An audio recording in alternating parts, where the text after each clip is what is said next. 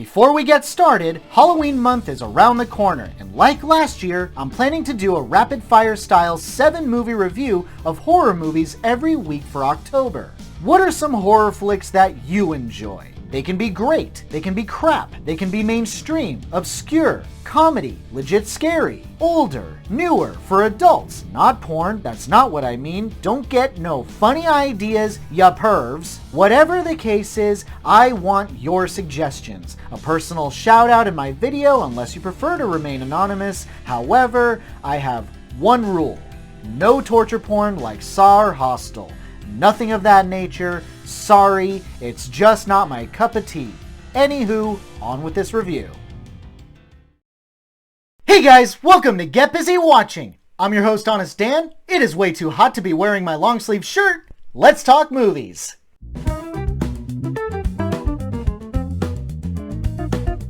Doing a rapid fire, so let's hit it.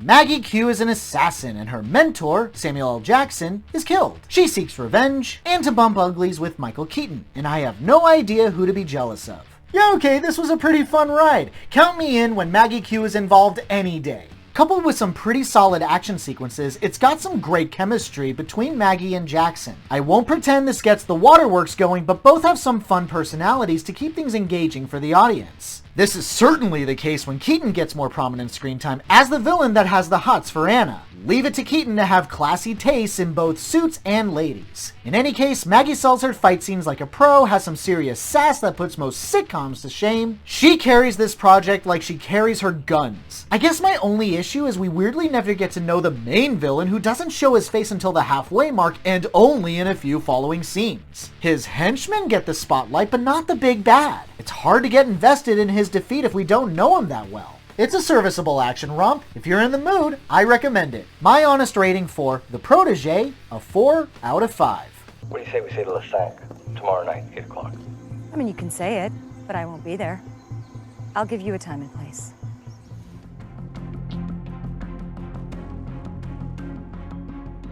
Dev Patel is Sir Gawain from the Knights of the Round Table. He beheads the inhuman Green Knight but doesn't die. Gawain is told to meet the Green Knight in the Green Chapel to receive a similar beheading, to which Gawain accepts the challenge. Not that I don't appreciate a well-made fantasy movie, but this was way over my head. I don't know the King Arthur legends that well aside from the Disney movie and vague recollections from school. So with that in mind, why in blazes does Gawain agree to travel to get his head cut off? He's not inhuman like the Green Knight, so Gawain's head chopping is permanent. What happens if he doesn't agree to the terms? Please don't point to that vision he has toward the end, because that doesn't quite help and only opens up 1,000 more questions that I know won't be answered. Hey, I love Patel, and the performance out of both him and Alicia Vikander is solid, and I'd be lying if I said I didn't enjoy the more fantastical elements. But the story itself is a big old question mark for me. I really hope enthusiasts got something out of this, because I barely did. Not a bad film, but viewer beware. My honest rating for The Green Knight, a 3 out of 5. Are you real or are you a spirit? What is the difference? I just need my head.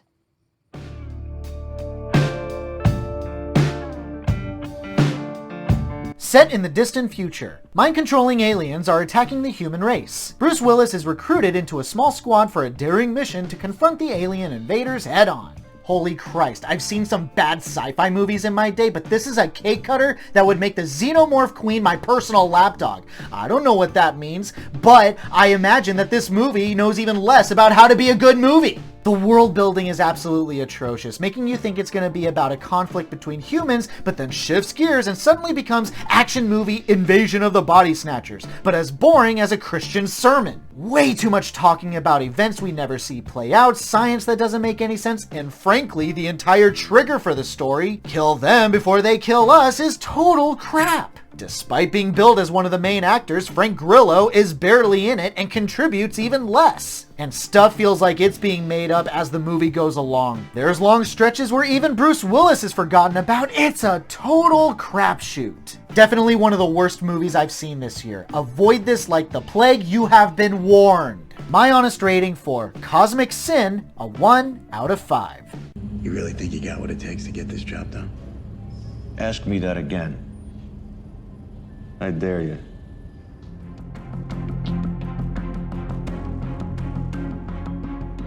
John David Washington and his girlfriend Alicia Vikander are on vacation in Greece. They get into a car accident, Vikander dies. Whoopsie. Stuff happens, then the police try to kill Washington for some reason, and political conspiracies. Yo, Greece, are you guys okay over there? Also, the trigger for this movie is so dumb that it takes you out of the entire movie. The conflict revolves around Beckett being hunted by corrupt cops under the pretense that he saw something that he shouldn't have. But by virtue of hunting him down, they tip their hands in showing that they're dirty. I feel like there's an ocean of lies the cops could have told him to spin the narrative to their advantage. He's an American tourist. He's not going to go into the deep intricacies of Greek politics to verify anything. He just wants to get his dead girlfriend home. By the way, did Beckett ever actually tell April's parents that she died? What an asshat! Cringe dialogue, occasional subpar direction. Washington is clearly trying his best, but he doesn't save it. This would have worked better if it was a drama about survivor's guilt, but as a conspiracy thriller, My honest rating for Beckett, a weak 3 out of 5. I don't know what's happening. People, they've been shooting at me.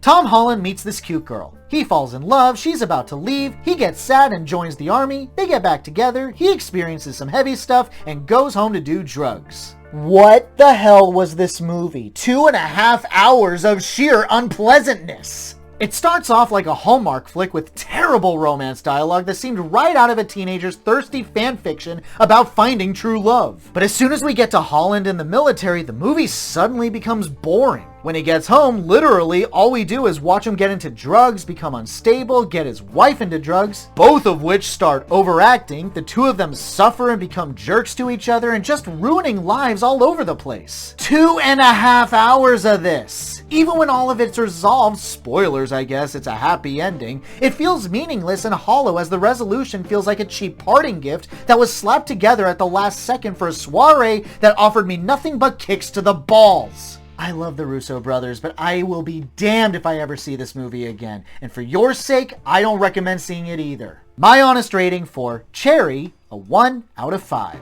Sorry about your car, man. This is a piece of shit.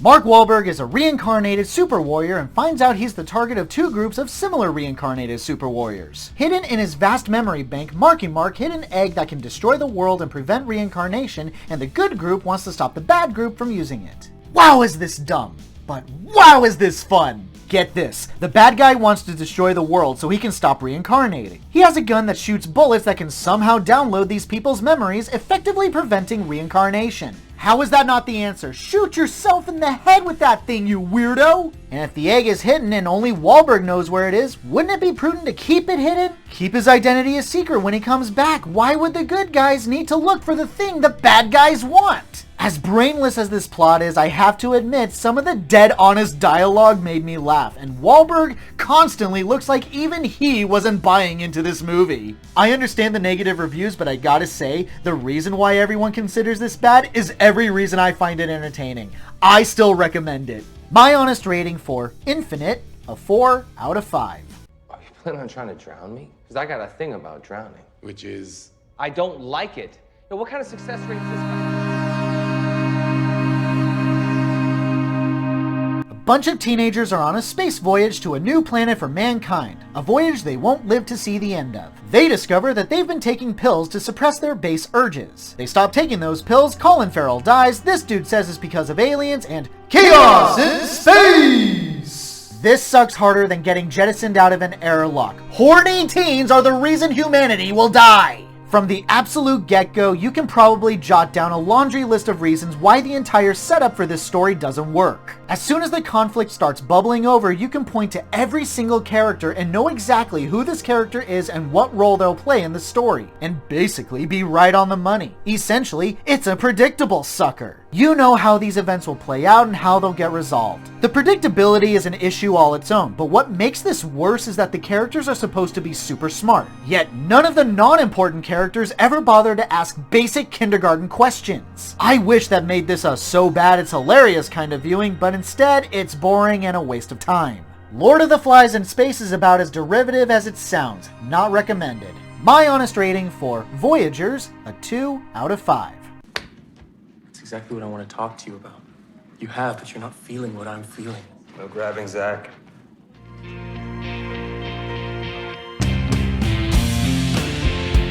It's COVID lockdown in the UK for a married couple that really don't like each other, are only together because of their son, and they're just trying to live together.